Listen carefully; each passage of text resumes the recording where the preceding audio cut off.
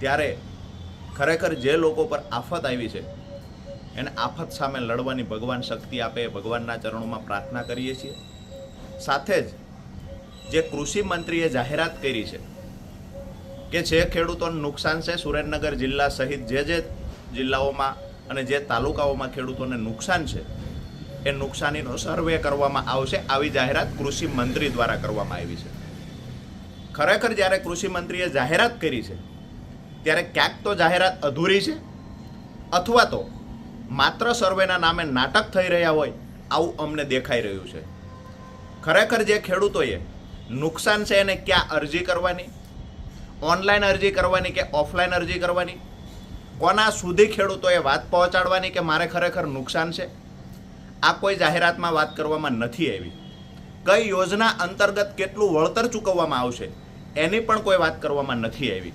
વર્ષો પહેલાં SDRFના ધારાધોરણ મુજબ જે 6,800 પ્રતિ હેક્ટર ચૂકવવામાં આવતા અને જે ખેડૂતોની મશ્કરી કરવામાં આવતી, ખરેખર વર્ષો બાદ પણ એ જ ધારાધોરણ મુજબ વળતર ચૂકવવાના છે કે કેમ એની પણ ચોખવટ કરવામાં આવી નથી.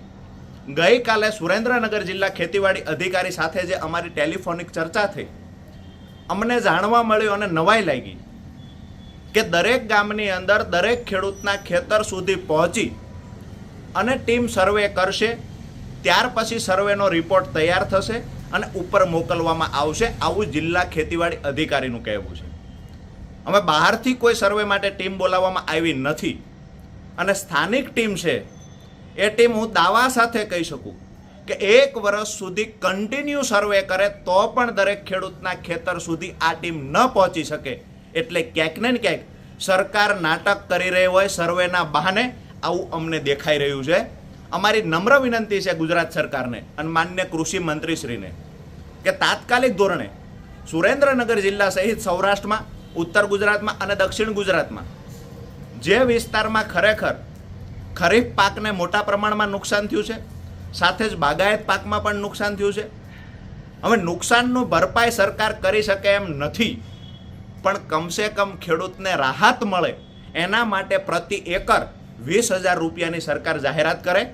આવનાર 3 દિવસની અંદર જો સરકાર દ્વારા ખેડૂતોને કેટલી સહાય ચૂકવશું અને કેવી રીતે ચૂકવશું આ જાહેરાત કરવામાં નહીં આવે તો 3 દિવસ પછી કિસાનોને, ખેડૂતોને સાથે રાખી અને અમે રોડ પર ઉતરશું અને જે ખેડૂતોને ખરેખર નુકસાન થયું છે એને ન્યાય મળે આના માટે સરકારમાં રજૂઆત કરીશું. આભાર.